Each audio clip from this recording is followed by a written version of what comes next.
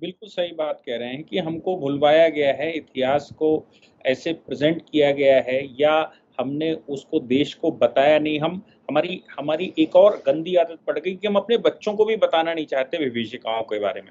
अब 14 अगस्त कितनी बड़ी विभीषिका थी 1947 की, उसको हम नहीं बताते। हम 16 अगस्त 1946 नहीं बताते। आप सोचिए कि 45 से लेकर और लगभग 48-49 तक लगातार ये प्रकरण चलते रहे। और मुझे लगता है संसार में इतना बड़ा जेनोसाइड किसी देश में नहीं हुआ होगा जितना बड़ा हमारे देश में हुआ। लगभग 15 लाख, 10 से 15 लाख लोग मारे गए थे। आप सोचिए, कॉन्स्टिट्यूशनली मारे गए थे, मतलब संवैधानिक रूप से। आप विभाजन विभीषिका में 15 लाख लोग जिस देश में मारे गए हों और उसको भूल गए हों, और हम उसको याद तक नहीं करते। और हुआ क्यों? अब भाई जिन्ना के बारे में हम कह रहे हैं, तो जिन्ना तो एक्चुअली शुरुआत में स्वराज पार्टी के इलेक्शन लड़ा था। और स्वराज पार्टी कौन चलाता था? स्वराज पार्टी तो नेहरू जी के पिताजी की थी, जिन्होंने 1924 का चुनाव लड़ा था, वो स्वराज पार्टी चाहता था, बाद में मुस्लिम लीग में गया। और दोनों एक ही ब्रांड की, मतलब भारत का प्रधानमंत्री और जिसने पाकिस्तान बनवाया, दोनों एक ही ब्रांड से, एक ही भट्टी से निकले हों, और इतनी बड़ी विभीषिका होने के बावजूद याद ना रखते हों।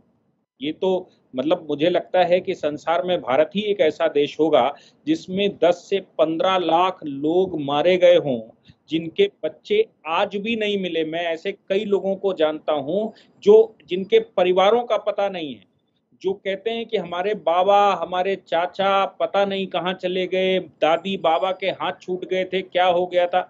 और ये 46 के दंगे तो, मैं चूंकि कानपुर से मूलता हूँ, कानपुर प्रांत लगता है हमारा, कानपुर में साहब 46 के दंगों को इतने बड़े स्तर पर माना जाता है आज भी। गंगा मेला के दिन हम लोग होली मनाने जाते हैं। मतलब आप सोचो, 46 के दंगे इतने बड़े हुए थे कि गंगा मेला जो है वो होली, हम लोग होली पे नहीं मनाते वहां। हम होली भी एक दिन, मतलब एक हफ्ते बाद मनाते हैं, क्योंकि दंगे बहुत बड़े हुए थे और पूरा एरिया इधर का उधर ट्रांसप्लांट हो गया था। लोग आज भी याद करते हैं कि मुस्लिम एरिया में मंदिर हैं और हिंदू एरियो में मस्जिदें बनी हुई हैं। क्या हुआ था साहब कि इधर से भागकर लोग उधर चले गए थे, उधर से भागकर इधर चले आए थे, और पता नहीं कौन कहाँ चला गया, कुछ पता नहीं। अब ऐसी परिस्थिति में देश अगर याद नहीं रखता, तो मुझे लगता है जो देश अपना इतिहास भूल जाता है उसका भविष्य खतरे में निश्चित रूप से आ ही जाता है।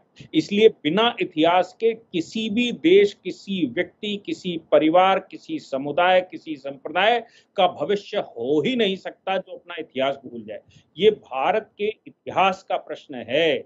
और आधुनिक इतिहास अभी बहुत वर्ष नहीं हुए, 76-77 वर्ष पहले का, 78 वर्ष, 80 वर्ष पहले का इतिहास है, और हम भूल गए हैं। ये हमारा दुर्भाग्य है। लेकिन मैं आपका साधुवाद देता हूं कि आप देश को कम से कम इतिहास तो याद दिला रहे हैं, ऐसी विभीषिकाओं को तो याद दिला रहे हैं कि देश को पता लगे कि आखिर हुआ क्या था। और केवल इसलिए क्योंकि एक व्यक्ति को दारुल इस्लाम बनाना था, एक व्यक्ति ने यह तय किया था कि वो ये कहता था झूठ बोलकर कि उसने कि आप बादशाह यहाँ पर मुसलमान हुआ करता था, जबकि हम सब जानते हैं कि उस समय मराठों ने बादशाह को वेतनभोगी बना रखा था। लेकिन बादशाह ने एक्चुअली क्या है, इंग्लैंड से कुछ लेटर्स निकाले थे। मैं आपको दिखाता हूँ, ये सीक्रेट लेटर्स ऐसे करके कुछ हैं। हाँ, और ये वॉइस रॉय के जरा लेटर्स। फुल स्क्रीन लेना, एक मिनट फुल स्क्रीन लेना हाँ। अकेले दुबे जी को, ताकि दुबे जी के हाथ में जो चीजें हैं हम उसको देख सके। हाँ, वॉइस रॉय पर्सनल रिपोर्ट, और आगे क्या है, secret letter of governor general to British prime minister. ये भारत में जब रूल था उनका तब की बात है, तब की बात है, मैं उसी में से बता रहा हूँ। हाँ बताए। ये लेटर जब हमने निकाले तो इसमें इतने गहरे रहस्य मिले। मतलब जो स्टोरी आपको बताई जाती उससे परे स्टोरियां हैं, क्योंकि माउंट बेटन या उससे पहले का गवर्नर जनरल भी अपने प्राइम मिनिस्टर को यहाँ की स्थिति बताता था कि कौन उससे मिलने आया और क्या कह रहा उससे।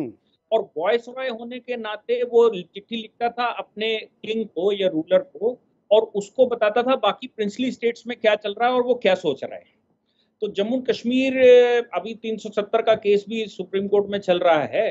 हम लोग 370 कर रहे थे तब ये सब डॉक्यूमेंट निकाल रहे थे कि भाई हकीकत में क्या हुआ, क्योंकि जो स्टोरी आपने पढ़ी ना वो स्टोरी दूसरी है, उसमें तो सब अच्छा अच्छा हो रहा है।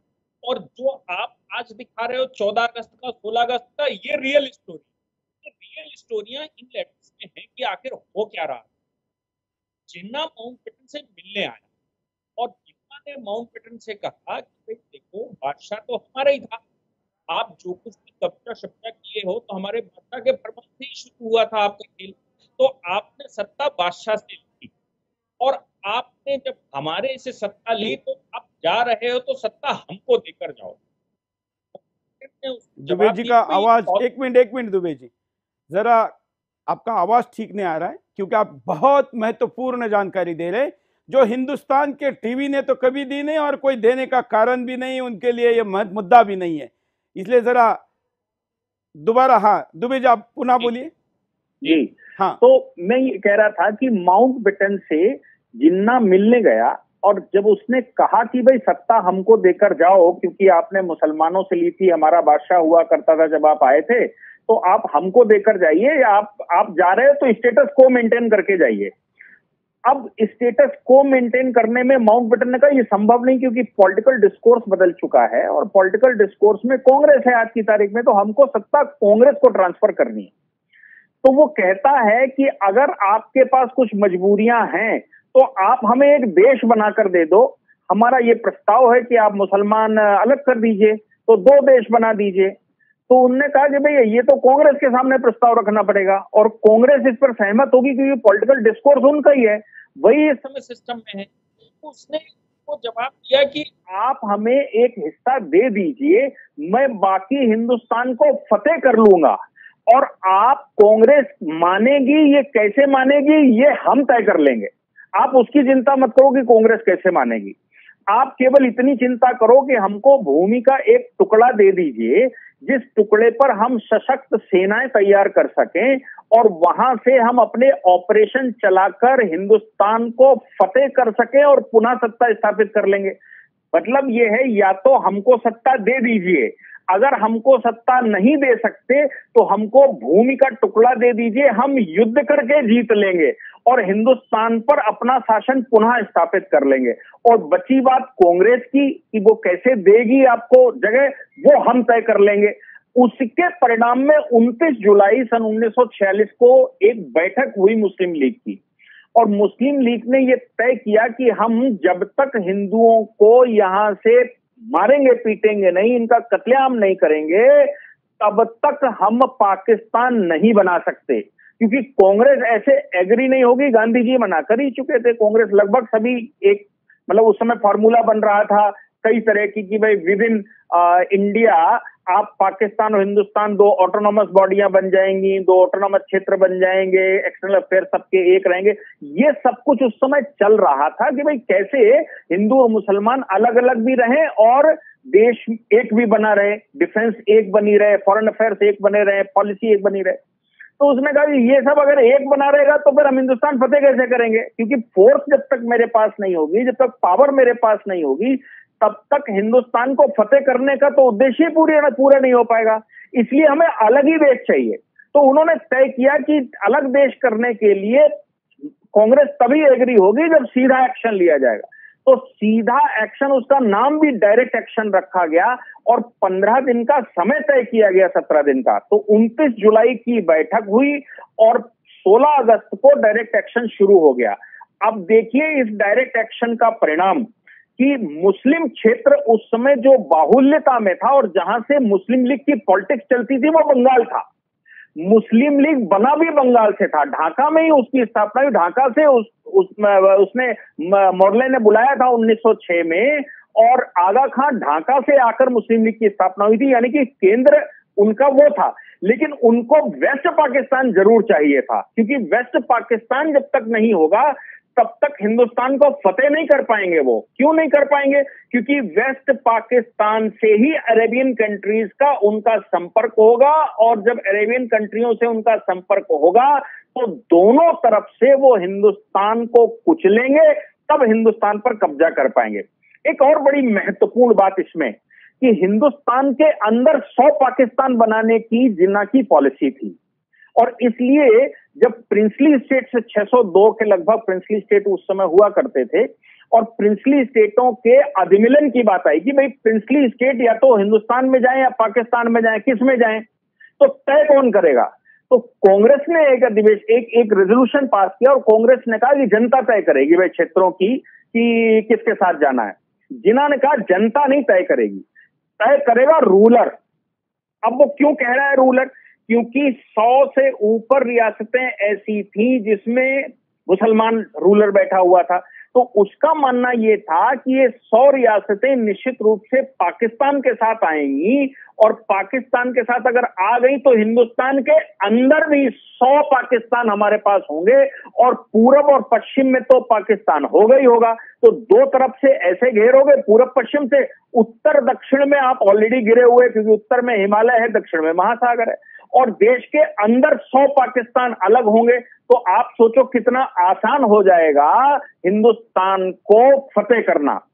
वो तो हमारा सौभाग्य था कि Sardar Patel ministry of state के बैठ गए और माउंटबेटन ने 25 जुलाई सन 1937, जो आपने 16 अगस्त 1946 पढ़ा है, जो देखा है 10 से 15 लाख लोग ये इतने में, इससे उनका पेट भरने वाला नहीं था। उनका उद्देश्य था कि हिंदुस्तान को पूरा खत्म करके इसमें इस्लामिक शासन स्थापित करेंगे और इन कंटिन्यूएशन ऑफ अरब देश इसको लेकर आएंगे। ये पूरी पॉलिसी उनकी थी। सौभाग्य हमारा था कि हमें पटेल मिल गए, और अभी सौभाग्य हमारा है 2014 में सरकार ऐसी बैठ गई जो तुष्टीकरण की नीति पर वैसा नहीं करने दे रही जैसा वो करते आए हैं, लेकिन ये करते आए हैं। और यही कारण है, आप 1980 वाले दंगे देखिए मुरादाबाद की, जिनकी रिपोर्ट अभी माननीय योगी जी ने पब्लिश की है, पार्लियामेंट उसमें हाउस में रखी है, कि साहब दंगा करवाया डॉक्टर शमीम अहमद ने, इंडियन मुस्लिम लीग ने, और दंगे में मरे 300-400 लोग मरे, और साहब ये दिया गया कि आरएसएस और बीजेपी ने करवाया, और 44-43 साल तक ये जो सच है ये छुपा के रखा गया। इलाहाबाद हाई कोर्ट के ऑनरेबल जस्टिस सक्सेना की रिपोर्ट को देश को बताया नहीं किया गया, और ये बताया गया कि नहीं, सुअर को भेजने वाले हिंदू थे। ईदगाह में नमाज हो रही थी, हिंदुओं ने सुअर घुसेड़ दिए, जिसकी वजह से ये हो गया। मतलब करेंगे आप और नाम सदैव हमारा होगा। चाहे आप नूह के दंगे ले लीजिए, चाहे आप मुजफ्फरनगर के दंगे ले लीजिए, चाहे आप मुरादाबाद के दंगे ले लीजिए, कहानी कहां से शुरू होगी? साहब मोनू मानेसर ने कह दिया था, जैसे मोनू मानेसर तो देश का प्रधानमंत्री था, उसके कहने से आपने दंगे कर दिए, सुअर घुस गया, आपने ऊपर पूरा सब कुछ लगाने के लिए पर्याप्त कर दिया। उसको अपराधी मास्टरमाइंड न जाने क्या क्या कह रहा है। मतलब मैं वही कह रहा हूं, वो पता नहीं कौन एक छोटा सा अदनान सा आदमी जिसको देश का कोई आदमी नहीं जानता, उसका आपने कहा साहब उसने एक वीडियो वायरल कर दिया था, फेसबुक पर कह दिया था कि मैं आ रहा हूं इसलिए हो गया। आप सोच कर देखिए कि नूपुर शर्मा अगर ये कह रही कि मैं इलस्ट्रेशन आपको दे दूं कि तुम लोग क्या क्या कहते हो, उस बात पर सर तन से जुदा होने लगे और अपराध सारा रख दिया नूपुर शर्मा पर, उसने कुछ कहा ही नहीं। तो आप करना चाहते हो और नाम सदैव उल्टा इधर रखते हो, तो वहां पर भी उस समय भी साहब यही हुआ कि आप करना चाहते थे, नाम हमारे ऊपर आ जाएगा। और इसीलिए इस तरह के दंगे जो भारत में आजादी के बाद होते रहे, उन दंगों की पॉलिसी जरा समझिएगा। मैं आपको बताता हूं जिन्ना की ये जो पॉलिसी है, इस पॉलिसी को वो कैसे इंप्लीमेंट करता है। हमने आपने एक शो और किया था सलमान खुर्शीद के परिवार को लेकर। बिल्कुल बिल्कुल। और सलमान खुर्शीद के जो ये जाकिर हुसैन साहब थे, ये 7 भाई थे, 5 पाकिस्तान चले गए थे, 2 हिंदुस्तान में रह गए, और वो भी एक जामिया मिलिया का वाइस चांसलर बना और एक अलीगढ़ मुस्लिम यूनिवर्सिटी का वाइस चांसलर बना। और 5 जो गए उनमें से एक भाई कश्मीर अफेयर्स का मिनिस्टर बना। उसने हिंदुस्तान पर हमला किया 47 में, और 47 में हमला करके जम्मू कश्मीर को कब्जा करने की कोशिश की और ले ही गए। मतलब आप 1.25 लाख स्क्वायर किलोमीटर के लगभग हमसे चला ही गया। 2,22,000 स्क्वायर किलोमीटर में से 1,01,000 किलोमीटर हमारे पास है, 1,21,000 किलोमीटर अभी भी हमारे पास नहीं है। और वो था कौन? यहां पर वाइस चांसलर वाइस प्रेसिडेंट बना, फिर प्रेसिडेंट के लिए आया, और वहां पर उसका सगा भाई और भतीजा वो वहां पर सीडीएस था। जो 65 की लड़ाई है ना, 65 की लड़ाई में सीडीएस है उसका भतीजा, और इधर 47 की लड़ाई में कश्मीर अफेयर्स का मिनिस्टर है उसका भाई। और पॉलिसी क्या है? जिन्ना की पॉलिसी है कि हिंदुस्तान को फतेह करना है, तो उसको लगा सबसे इजी टारगेट अगर कोई है तो वो जम्मू कश्मीर है, तो उन्होंने जम्मू कश्मीर पर हमला कर दिया। फिर 65 की लड़ाई में तो हमारा कोई विषय ही नहीं था। 65 की लड़ाई तो हम 62 की लड़ाई चाइना से हारे थे, इसलिए उन्होंने तैयारी करके कर दी, क्योंकि उनका उद्देश्य था कि भारत आज कमजोर है, आज कमजोर भारत को फतेह किया जा सकता है, और जिन्ना यही चाहता था, इसीलिए पाकिस्तान बना था। तो 65 की लड़ाई उन्होंने कर दी। 71 की लड़ाई उन्होंने इसलिए कर दी क्योंकि उनके ही अंदर वो मुजीबुर रहमान को प्रधानमंत्री नहीं बनाना चाहते थे, दोष हमारे ऊपर ला दिया कि भैया आपने इस वाहिनी को सपोर्ट कर दिया, ये कर दिया, आपने हमला हमारे ऊपर कर दिया। जबकि इंटरनेशनल कोर्ट ऑफ जस्टिस और ICAO में केस चला था बाकायदा, और मुकदमा ये चला था क्या उनके लड़ाकू विमान भारत की टेरिटरी से निकल सकते हैं या नहीं निकल सकते हैं, क्योंकि भारत सरकार ने मना कर दिया था कि भैया तुम्हारी 2 टेरिटरीज में हम लड़ाकू विमान नहीं निकलने देंगे। इस बात का इंटरनेशनल कोर्ट ऑफ जस्टिस में केस हुआ था और उस समय मना किया गया। फिर इन्होंने कहा कि नहीं, हिंदुस्तान को फतेह करके ईस्ट पाकिस्तान चले जाएंगे, तब इन्होंने हमला कर दिया और दोष हमारे ऊपर आ गया। तो 71 की लड़ाई भी ऐसी हुई। फिर इन्होंने चुपके से अंदर घुसना शुरू किया तो कारगिल हो गया। फिर उन्होंने तय किया कि ऐसे भाई परोक्ष युद्ध में भारत से जीता नहीं जा सकता, क्योंकि भारत बहुत मजबूत है, नेतागिरी ने जो यहाँ लीडरशिप है वो स्ट्रांग होती यहाँ की फौजें बहुत स्ट्रांग। तो उन्होंने अपरोक्ष युद्ध करना शुरू कर दिया, और अपरोक्ष युद्धों में वो बम ब्लास्ट वाला कार्य शुरू हो गया। जब उसमें भी मोदी सरकार आ गई 2014 में, और मालूम पड़ा कि टेररिज्म अब भारत में टॉलरेट नहीं होगा किसी हालत में, तब उन्होंने क्या किया? फिर वो ये किसान आंदोलन का सपोर्ट करना, CAA आंदोलन का सपोर्ट करना, और उनके तो मिनिस्टर फवाद चौधरी ने CAA आंदोलन को लेकर पहले ही स्टेटमेंट दिया था अपनी पार्लियामेंट में कि हम भारत में डिस्टर्बेंस करने जा रहे हैं। तो आप देखिए कि 1946 से जो पॉलिसी शुरू हुई, बल्कि ये 1942 से शुरू हुई थी, 1942 से 1942 से जो कहानी शुरू हुई, आज 2023 तक बदस्तूर जारी है। बस अच्छा ये हो गया कि 2014 में आपके पास सरकार बदल गई, और जो सरकार बदली उसने विश्व में अपनी धाक ऐसी जमाई कि पाकिस्तान से लोगों का मोह भंग हो गया, और ये समझ में आ गया कि मोदी जी के आगे ये पाकिस्तान सरवाइव कर नहीं सकता। तो पाकिस्तान में जो हिंदुस्तान में शांति है ना, वो इसलिए नहीं है कि हिंदुस्तान शांत रहना चाहता है, वो इसलिए है क्योंकि पाकिस्तान इस समय भिखारी बना हुआ है, क्योंकि उनके पास इस समय खाने पीने का चारा भी नहीं है, इसलिए हिंदुस्तान इस समय शांत है। अदरवाइज वो जिन्ना की पॉलिसी 1942 से शुरू होकर अभी तक जारी है, और इसमें लाखों लोग मारे गए हैं, लगातार मारे जा रहे हैं। अभी भी हम अगर सजग ना हुए, अभी भी हम मानसिक रूप से तैयार ना हुए, तो इसके परिणाम अभी और गंभीर होने की संभावना है।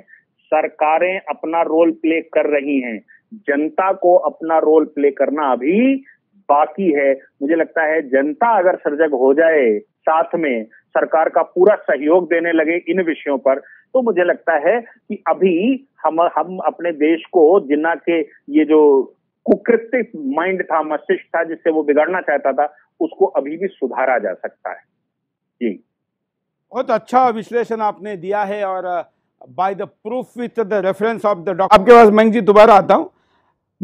दुबे जी, आप जरा क्या कारण और ऐड करेंगे? कारण तो मैंने आपको बताया शुरू से कि क्या कारण है, लेकिन जो आज समस्या है और रही है, वो रहा है हमारा सृजक ना होना।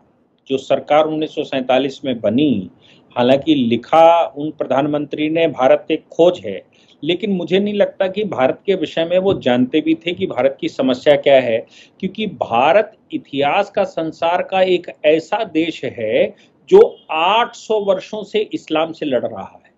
हमें नहीं लगता कि इतना बड़ा इतिहास संसार में किसी और देश का होगा कि हम 800 वर्षों से लड़ने के बाद भी वो देश कायम हो, यानी कि उस देश में आज भी हिंदू शासन कर रहा हो। ऐसी परिस्थिति में उन कारणों को ना पढ़ाया जाना, अगली पीढ़ी को ना बताया जाना, और उसके लिए मेंटली प्रिपरेशन ना करवाना कि भाई कैसे निपटा जाएगा। आप देखो कि संसार के मोस्टली कंट्री, फ्रांस में इतना सब कुछ हुआ तो फ्रांस के जो सुरक्षा सलाहकार हैं वो भारत में आए और अजीत डोभाल साहब से उन्होंने बात करी आप सोचो क्यों ऐसा कर रहा था फ्रांस, इसलिए वो अजीत डोभाल से ऐसी बात कर रहे थे क्योंकि भारत के अलावा संसार में किसी को अनुभव ही नहीं है इस्लाम से लड़ने का, और कोई इस्लाम से लड़ नहीं पाया है, लेकिन भारत लड़ रहा है। लेकिन एक चीज साथ में जो चल रही है वो है कन्वर्जन, यानी कि हमारे ही पूर्वजों की संतानें भटकने के बाद हमारी ही दुश्मन बन गई और हम उनकी घर वापसी नहीं करवा पाए।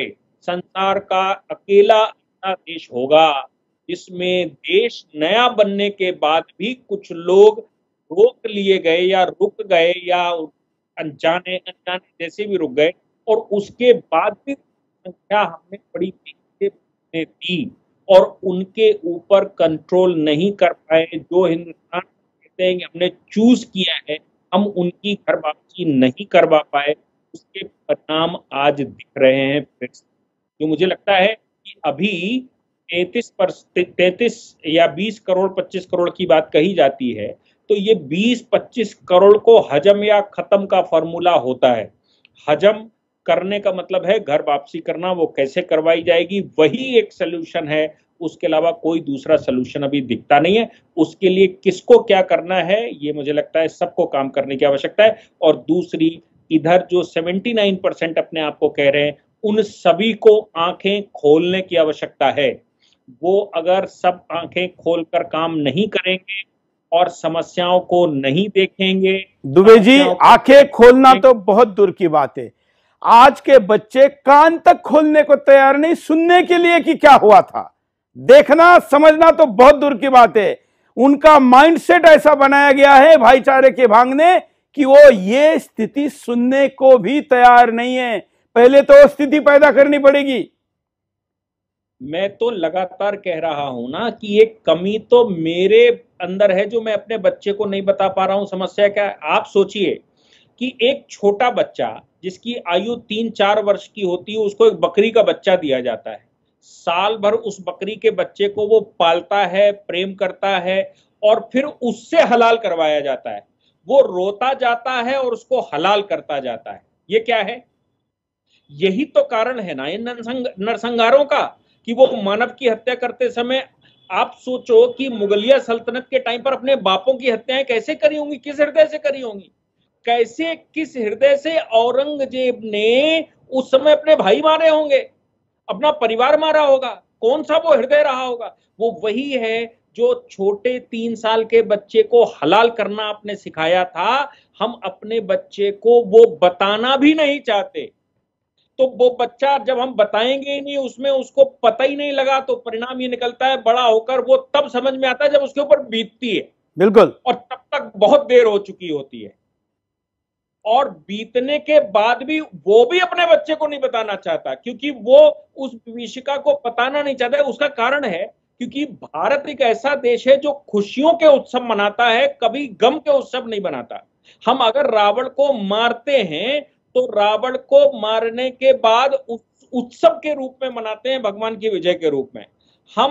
हमारा स्वभाव ही नहीं है कि हम विभीषिका को मनाएं। ये कारण है उसका कि हम उसको याद नहीं। एक बात आपके जानकारी के लिए ऐड कर देता हूं। महाराष्ट्र में छत्रपति शिवाजी महाराज के युवराज, दूसरे छत्रपति हिंदू राष्ट्र के संभाजी महाराज को औरंगजेब ने 39 दिनों तक जो मारा था ना, काट एकदम बोटी बोटी काटकर, महाराष्ट्र के 1 करोड़ से ज्यादा घरों में 40 दिनों का दुख माना जाता है प्रतिवर्ष। 40 दिनों का उस हत्या को भूलते नहीं है आज भी मराठा। पूरे महाराष्ट्र में, मैं कास्ट वाला मराठा नहीं कह रहा हूं, पूरा महाराष्ट्र। और ये 40 दिन वहां पर घर में मीठा नहीं बनता, जैसे सुतक होता है वैसा माना जाता है। ये महाराष्ट्र में होता है तो बंगाल में क्यों नहीं हो सकता कि डायरेक्ट एक्शन डे मनाया जाए? केरल में क्यों नहीं हो सकता कि मोपला नरसंहार मनाया जाए? ऐसा कोई राज्य नहीं है जहां पर ऐसे नरसंहार नहीं हुए। और इसलिए जो आप कह रहे हैं दुबे जी, ये एक उदाहरण हमारे सामने 350 वर्षों बाद भी जीवित है। इसको दोहराया जा सकता है, उसकी आवश्यकता है।